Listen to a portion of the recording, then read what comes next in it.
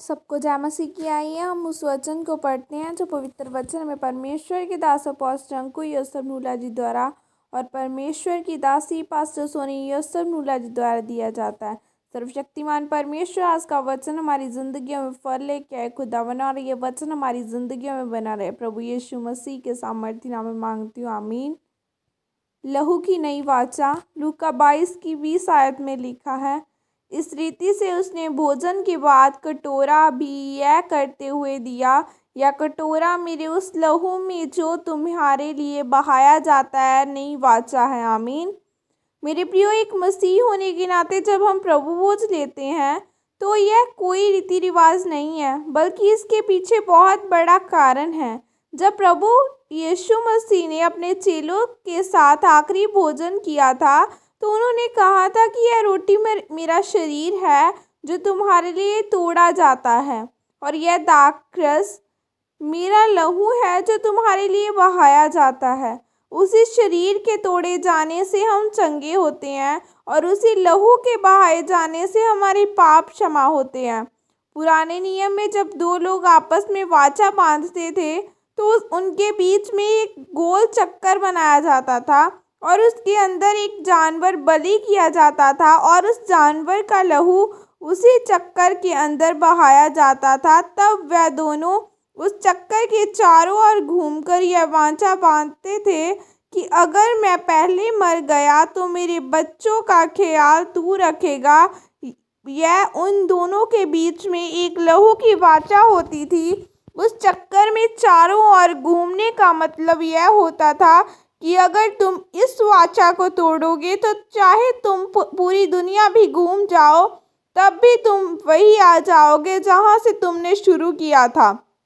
Abraham को परमेश्वर ने कहा था कि कुछ जानवर लेकर उन्हें बलि कर। तब अब्राहम ने परमेश्वर के कहे अनुसार उन्हें बीच में से 2 टुकड़े करके बलि किया। परमेश्वर ने अब्राहम के साथ लहू की वाचा बांधी थी, इसलिए परमेश्वर ने अब्राहम के पूरे वंश के साथ रहा था।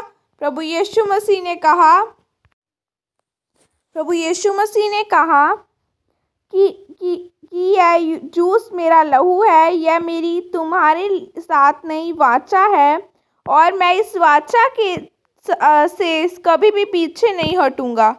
प्रभु यीशु मसीह ने कहा कि अगर तुम भी इस वाचा से नहीं हटोगे तो और मेरे वचनों पर चलते रहोगे तो जो वायदे मैंने तुमसे किए हैं उनमें से एक भी पूरा हुए बिना नहीं रहेगा। मेरे प्रिय, शैतान इस लहू से डरता है, इसलिए बाइबल में लिखा है कि मेमने के लहू के कारण और गवाही के वचन के कारण उसने शैतान पर फतह पाई। आज जब आप इस लहू को लेते हैं तो आपको यह समझना है कि यह कोई मसीही रीति रिवाज नहीं है, बल्कि आप उस वाचा के लहू को ले रहे हैं जो परमेश्वर ने आपके साथ बांधी है, जो परमेश्वर हमेशा एक सा रहता है।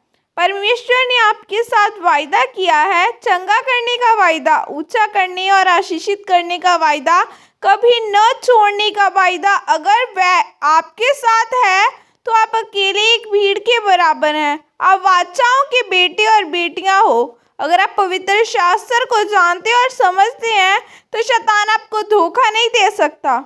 जब जब आप प्रभु भोज लेते हैं तब आप परमेश्वर की एक नई बरकत लेते हैं। यह आपका एक आत्मिक हथियार है। जब आप इसको अपने परिवार, व्यापार, बच्चों के लिए इस्तेमाल करते हैं तो शैतान भागता है और आप जीतते हैं, आमीन। यह प्रार्थना आपके द्वारा की जाए। सर्वशक्तिमान परमेश्वर, इस वचन के लिए पिता मैं आपका धन्यवाद करती हूँ। पिता, मुझ पर अनुग्रह कीजिए ताकि मैं इस वाचा को अपनी बुलाहट के लिए इस्तेमाल कर सकूं और अपनी गवाही के वचन पर विजय पा सकूं। प्रभु यीशु मसीह के सामर्थ्य नाम में मांगते, आमीन। सबको जय मसीह की। God bless you.